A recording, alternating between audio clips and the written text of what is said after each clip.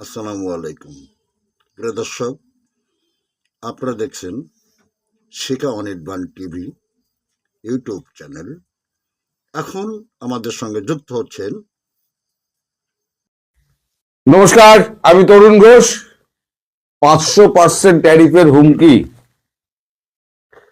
তারপরেতে চরমভাবে মিথ্যে কথা বলা,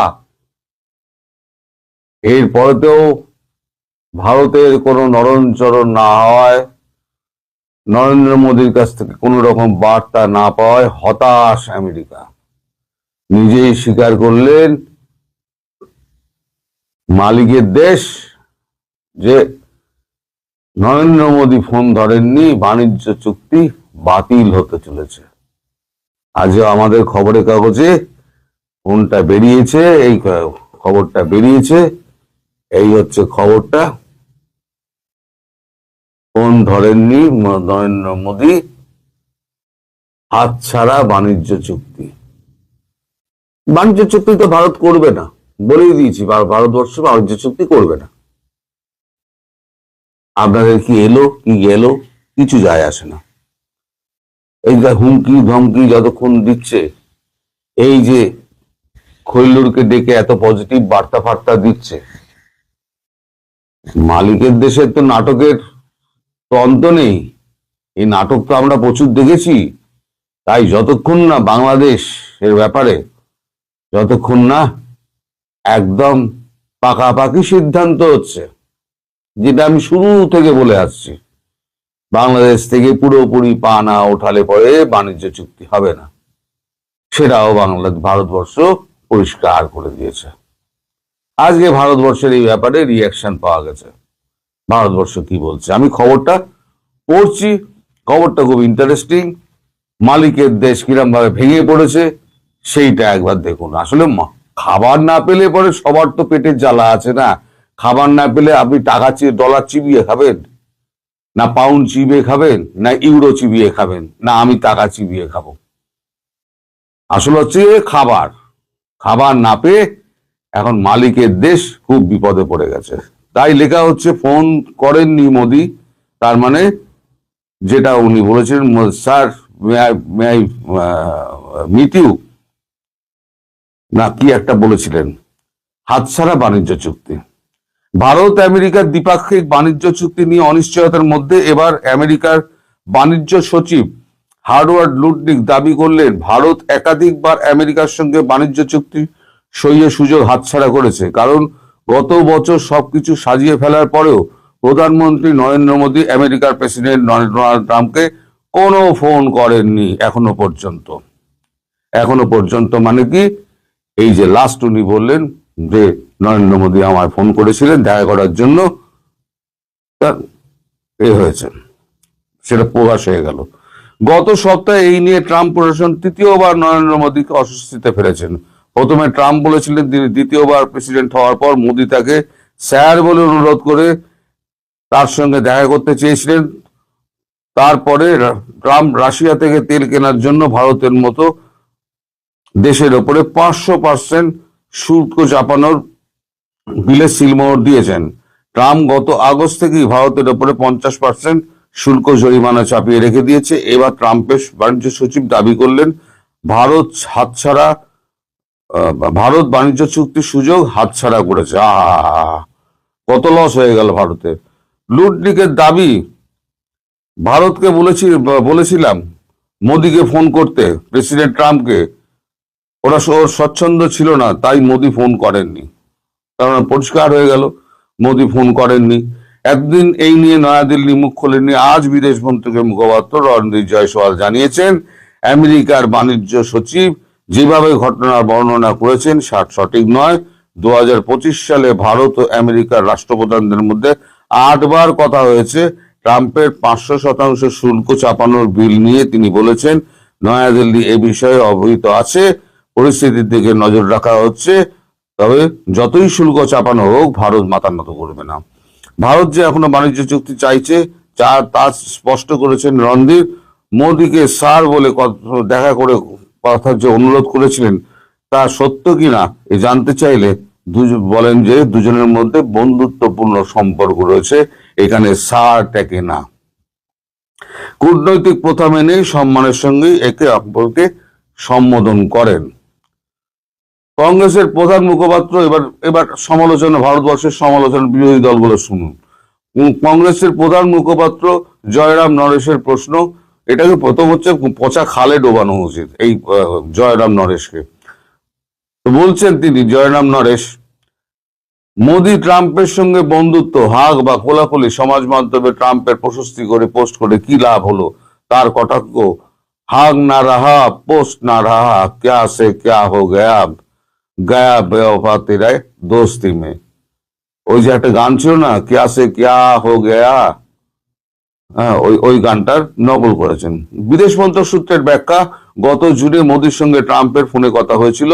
ট্রাম্প পেহেলগাঁওয়ে সন্ত্রাসবাদী হামলা নিয়ে সমবেদনা জানিয়েছিলেন। গত ডিসেম্বরও দুজনের মধ্যে কথা হয়েছে, তবে তারপরে দুজনের মধ্যে আর কোন রকম কথাবার্তা ফোনে হয়নি। ট্রাম্প ফোন করেছিলেন, কিন্তু মোদি সেটা নয়, আমাদের প্রধানমন্ত্রী সেটা ধরেননি। তবে সরকারিভাবে সূত্র জানিয়ে দিয়েছে, আগস্টে বিদেশ সংবাদ মাধ্যমেই খবর প্রকাশিত হয়েছিল যে ট্রাম্প 4বার মোদিকে ফোন করে কথা বলতে চেয়েও পাননি। সে সময় ট্রাম্প বারবার সমাজ মাধ্যমকে সাক্ষাৎকারে দাবি করেছিলেন তিনি নয়াদিল্লিকে ফোন করে ভারত পাকিস্তানের মধ্যে যুদ্ধ থামিয়েছেন। বস্তুত অপারেশন সিঁদুরে সংঘর্ষ বিরতি ট্রাম্পের প্রথম ঘোষণা করেন, ফলে মোদী সরকারকে অস্বস্তিতে পড়তে হয়। মোদী সরকার সংসদে দাবি করেছিল কোনো ফোন আসেনি। এরপরে মোদী ট্রাম্পের সঙ্গে কোনো আন্তর্জাতিক মঞ্চে একসঙ্গে দেখা যায়নি। আমেরিকার বাণিজ্য সচিব বলেছেন, ভারত আমেরিকা বাণিজ্য চুক্তি খুব কাছাকাছি চলে এসেছিল, কিন্তু নয়াদিল্লি সুযোগ হাতছাড়া করে। ব্রিটেনের সঙ্গে বাণিজ্য চুক্তি করে ফেলে, তারপরেও ভিয়েতনামের সঙ্গে বাণিজ্য চুক্তি হয়। কূটনৈতিক সূত্রের খবর, গত মে মাসে যখন আমেরিকা ব্রিটেনের বাণিজ্য চুক্তি হচ্ছে, সে সময় ভারত পেহেলগাম নিয়ে ব্যস্ত।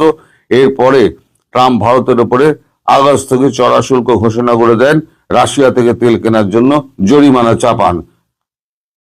এই যে খবরটা করা হয়েছে, এতে কি হলো? আমি বলেছিলাম না, নিজেদেরই মুখ পুড়বে। যতই এই সমস্ত করবে, মালিকের দেশের মালিকেরই এখন মুখ পুড়বে। আমি এখন দেশের নাম বলি না, কখন আটকে দেবে বলা যায় না। ইউটিউব তো এখন মালিকদের দেশের, তাই এখন আমি মালিক বলে সম্বোধন করি। মালিক ঠিক আছে তো সব ঠিক আছে, মালিকের এখন কিন্তু মুখে রক্ত লেগে গেছে, বাঘের মুখে রক্ত লেগে গেছে। মালিক কিন্তু এখন এই যে এখন ভেনেজুয়েলা দখলের পর যে কিছু করে দেখাতে হবে। এই যে আগামী মিডটার্ম নির্বাচনে তাকে কিছু করে না দেখাতে পারলে তিনি সোজা গেটের দিকে রওনা হয়ে যাবেন। তার জন্য উনি এখন ভেনেজুয়েলার উপরে তো অ্যাটাক করেছেন, অ্যাটাক করে তুলে এনেছেন। এইবারেতে ওনার নজর পড়েছে গ্রিনল্যান্ড, তার সঙ্গে শাসিয়েছেন কিউবা এবং ব্রাজিলকে। আর এদিকে ইরানে তো ডেল্টা ফোর্সকে চাপিয়ে দিয়েছেন। ইরানে বুটস অন গ্রাউন্ড হবেই। এখন সিআইএ চাইছে, আমেরিকা চাইছে যে উত্তেজনার পারদটা আটটু চড়ুক, উত্তেজনার পারদটা আটটু চড়ুক। যখনই পারদটা একেবারে বিস্ফোরণের জায়গায় যাবে, তখনই ডেল্টা ফোর্স নামবে। এদিকে আয়াতুল্লাহ খামেনেইয়ের কোনো রকম পাত্তা পাওয়া যাচ্ছে না। তিনি ইরাকের দিকে চলে গেছেন, সেখানেই কিন্তু ঘাঁটি গেড়ে দিয়েছে মানে আমেরিকান ডেল্টা ফোর্স। ফলে এইখানে ইরাকে একটা অশান্তি শুরু হবে। এদিকে ইরাকে যখন অশান্তি শুরু হবে, এখন চীন করছে কি, চীন এখন তাতাচ্ছে নর্থ আমেরিকা, দক্ষিণ একে কোরিয়াকে, নর্থ কোরিয়াকে, কিম জং উনকে। কারণ আমি বলেছিলাম, প্রথম যদি মিসাইলটা যদি কোথাও গিয়ে পড়ে মালিকের দেশে, তার রাজধানীতে, তাহলে সেটা কিম জং উনের হবে। কিম জং উনকে দিয়ে কাজে লাগাবে। আর এদিকে সব টার্গেট হচ্ছে গিয়ে চীনের ভিয়েতনাম। ওখানে মালিকের দেশের প্রচুর মানে বিনিয়োগ রয়েছে। তুমি যখন আমার বিনিয়োগ ধ্বংস করেছো, তাইওয়ানেও যেমন বিনিয়োগ রয়েছে, ভিয়েতনামেও বিনিয়োগ রয়েছে। যদিও ভিয়েতনামে একবার প্রচুর মার খেয়েছিল চীন, কিন্তু সেই চীন আর এই চীনের মধ্যে অনেক তফাৎ আছে। এবারে চীন হয়তো ভিয়েতনামের ওপরে আগে চড়া হবে, তারপরে তাইওয়ানের ওপরে চড়া হবে। মালিকের জীবন কিন্তু ওষ্ঠাগত হয়ে যাবে, এটা কিন্তু আমি আগাম ভবিষ্যৎবাণী করে দিলাম। আপনারা সব মিলিয়ে নেবেন, আমার আর কিছু বলার নেই। তবে এটা একেবারে মানে মালিককে কেউ বিশ্বাস করছে না, যতই খলিলুর রহমানকে ডেকে পাঠাক। কারণ এরপরে কি হয়েছে আমি খবর পাইনি, তাই পরবর্তী খবর আমি দিতে পারলাম না। মালিকের সঙ্গে কি কথা হয়েছে, মালিকের দেশের প্রতিনিধিদের সঙ্গে কি কথা হয়েছে খলিলুরের, সেইটা আমি আজকালের মধ্যে জেনে যাব। যারা আমাকে খবরটা দেন তারা এখনো পর্যন্ত সময় করে উঠতে পারেননি, তাদের সঙ্গে আমার যোগাযোগ হয়নি, ফলে আমি খবর পাইনি, তাই আমি খবর দিতে পারলাম না। কিন্তু এটা ঠিক, যতক্ষণ না পর্যন্ত বাংলাদেশ থেকে পুরোপুরি মালিক পা তুলে নিচ্ছেন, ততক্ষণ পর্যন্ত মালিককে ভরসা ভারতবর্ষ করবে না। মালিক সে যতই মানে যতই হুমকি দিক, যতই মানে অস্বস্তিতে ফেলার চেষ্টা করুন, মোদিজি একদম নরম গাভাস্করের মতো ক্রিজে টিকে আছেন। যে বলই আসুন না কেন উনি ঠুক করে খেলে দিচ্ছেন সময় মতো। যখন ছক্কা মারার সেহবাগের মতো, তখন পরের পর বল 6 মারবে, পরের পর বল 6 মারবে, তখন কিন্তু মালিকের অবস্থা কিন্তু খারাপ হয়ে যাবে। কুল রাখি না মান রাখি, এই অবস্থা হবে। তো সবাই ভালো থাকবেন, সুস্থ থাকবেন এবং সাবধানে থাকবেন। নমস্কার।